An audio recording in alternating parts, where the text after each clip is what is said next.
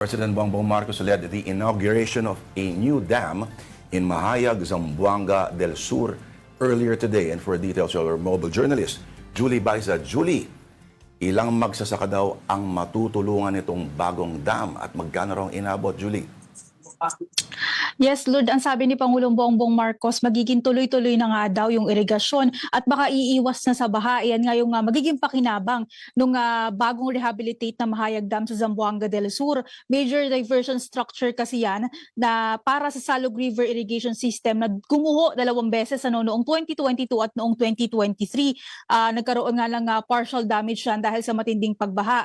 Kasunod ng rehabilitasyon, gaya ng naitanong mo, 3,000 or mahigit 3,000 magsasaka at kanilang pamilya yung inaasahang makikinabang doon sa bagong rehabilitate na dam. Ibig sabihin tuloy-tuloy na yung kanilang irigasyon, may maaasahan na sila anumang oras at inaasahan din na mas marami na yung magiging ani ng mga magsasaka doon sa lugar.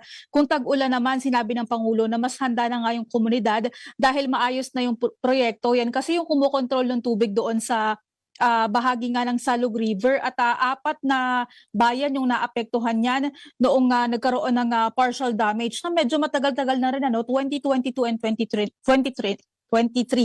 Sorry, Danny Lourdes. Meron bang nakipagpulong kasi kahapon si President Marcos sa governors dyan sa Zamboanga del Sur? Meron bang ibang programa for Zamboanga del Sur, and also he was with other members ng cabinet? Ang sabi ng Pangulo kanina sa speech niya, meron pang ibang mga programa na inilatag na para sa Zamboanga del Sur.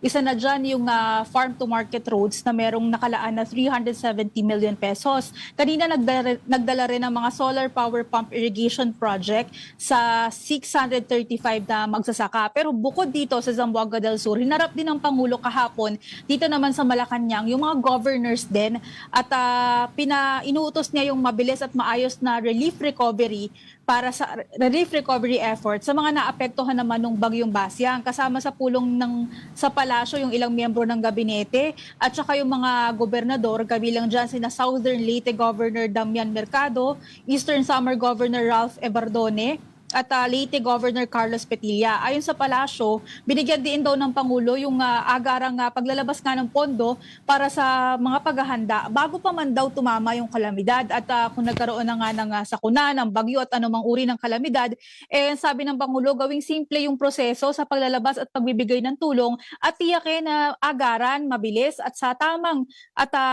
pamilya o dun sa mga talagang nangangailangan mapupunta yung tulong. Julie, kailan ulit ang biyahe ng Pangulo para magsalita sa isang event ng United Nations? First week ng March yung biyahe ng Pangulo. First week ng March. So kasama ka rin ba dyan, Julie Baiza? Hindi mo kailangang sagutin yan, pero salamat sa iyong pagbati. Ang ating mobile journalist, Julie Baiza. Thank you, Julie.